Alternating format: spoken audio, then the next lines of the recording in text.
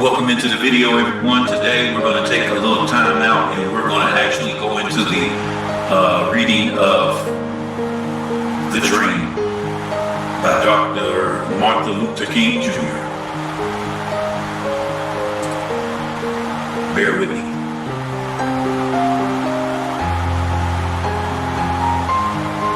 I am happy to join with you today in what will go down in history as the greatest demonstration for freedom in the history of our nation.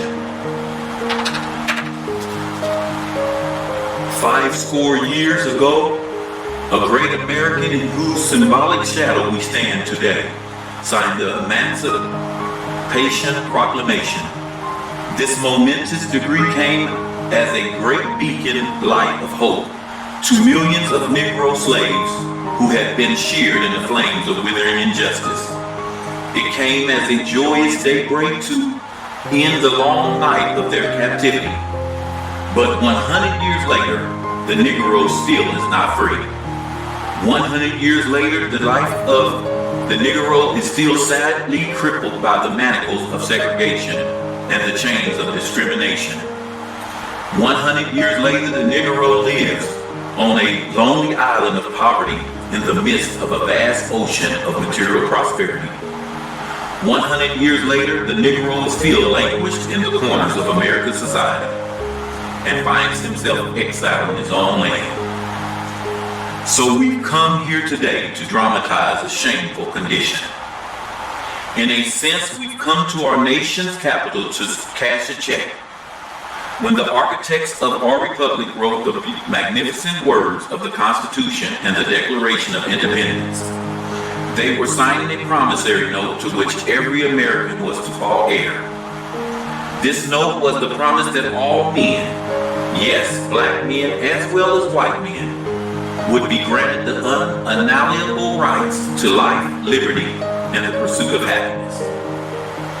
It is obvious today that America has defaulted on this promissory note so far as her citizens of color are concerned.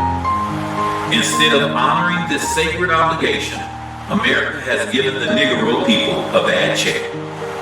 A check which has come back marked insufficient funds. We refuse to believe that there are insufficient funds in the great vault of opportunity of this nation. And so we've come to cash this check. A check that will give us upon demand the riches of freedom and the security of justice. We have also come to this hallowed spot to remind America of its fierce urgency of the now. This is no time to engage in the luxury of cooling off or to take the tranquilizing drug of gradualism. Now is the time to make real the promises of democracy. Now is the time to rise from the dark and desolate valley of segregation to the sunlit path of racial justice. Now is the time to lift our nation from the quicksands of racial injustice to the solid rock of brotherhood. Now is the time to make justice a reality for all God's children. It would be fatal for the nation to overlook the urgency of this moment. This sweltering summer of Negroes' legitimate discontent will not pass until there is an invigorating autumn of freedom and equality. 1963 is not an end, but a beginning. And those who hope that the Negro needed to blow off steam and will now be content will have a rude awakening if the nation returns to business as usual. There will be neither rest nor tranquility if America, under the Negro, is granted his citizen rights. The whirlwinds of revolt will continue to shake the foundations of our nation until the bright day of justice emerges. But there is something that I must say to my people who stand on the warm threshold which leads into the palace of justice. In this process of gaining our rightful place, we must not be guilty of wrongful deeds. Let us not seek to satisfy our thirst for freedom by drinking from the cup of bitterness and hatred. We must forgive. We must forever conduct our struggle on the high plane of dignity and discipline. We must not allow our creative process to degenerate into physical violence. Again and again, we must rise to the majestic heights of meeting physical force with soul force. The marvelous new militancy which has engulfed the Negro community must not lead to us too, a distrust of all white people. For many of our white brethren, as evidenced by their presence here today, have come to realize that their destiny is tied up with our destiny, and they have come to realize that their freedom is extremely bound to our freedom. This offense we share, mounted to storm the battlements of injustice, must be carried forth by a biracial army. By a biracial army. We cannot walk alone. And as we walk, we must make the pledge that we shall always march ahead. We cannot turn back. There are those who are asking the devotees of the civil rights, when will you be satisfied? We can never be satisfied as long as the Negro is the victim of unspeakable horrors of police brutality. We can never be satisfied as long as our bodies, heavy with the fatigue of travel, cannot gain lodging in the motels of the highways and the hotels of the cities. We cannot be satisfied as long as the Negro's basic mobility is from a smaller ghetto to a larger. We can never be satisfied as long as our children are stripped of their selfhood and robbed of their dignity by signs stating, "For whites only." We cannot be satisfied as long as a Negro in Mississippi cannot vote, and a Negro in New York believes he has nothing to which to vote for. No, we are not satisfied, and we will not be satisfied until justice rolls down like waters and righteousness like a mighty stream. I am not unmindful that some of you have come here out of excessive trials and tribulation. Some of you have come fresh from narrow jail cells. Some of you have come from areas which your quest for freedom left you battered by the storms of persecution and staggered by the winds of police brutality. You have been the veterans of creative suffering. Continue to work with faith that unearned suffering is redemptive. Go back to Mississippi. Go back to Alabama. Go back to South Carolina. Go back to Georgia. Go back to Louisiana.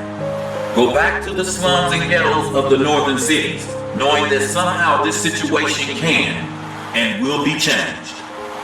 Let us not wallow in the valley of despair. So I say to you, my friends, that even though we must face the difficulties of today and tomorrow, I still have a dream.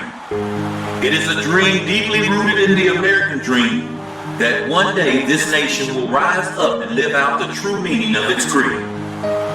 We hold these truths to be self-evident that all men are created equal. I have a dream that one day on the red hills of Georgia, sons of former slaves and sons of former slave owners will be able to sit down together at the table of brotherhood. I have a dream that one day even the state of Mississippi, a state sweltering with the heat of injustice, sweltering with the heat of oppression, will be transformed into an oasis of freedom and justice.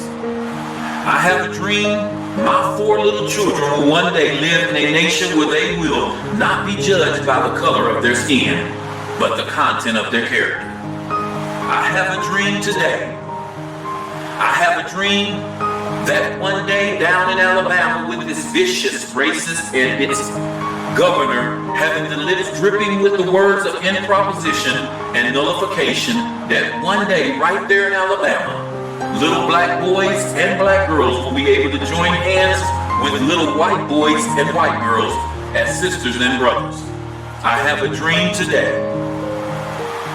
I have a dream that one day every valley shall be exalted, every hill and mountain shall be made low, the rough places shall be made plain, and the crooked places shall be made straight.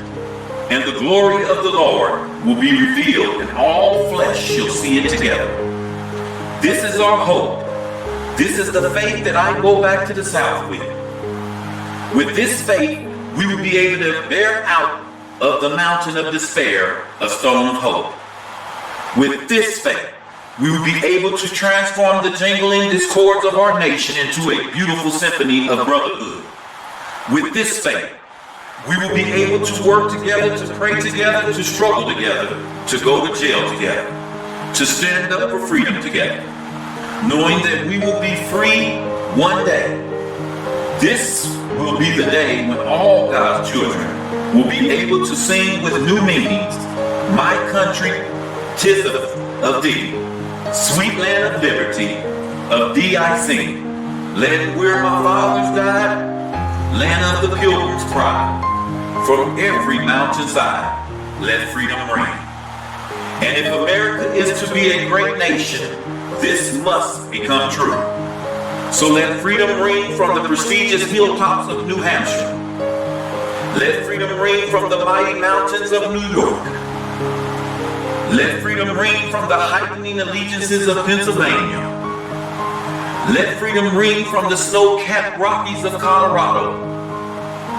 Let freedom ring from the carnivorous slopes of California.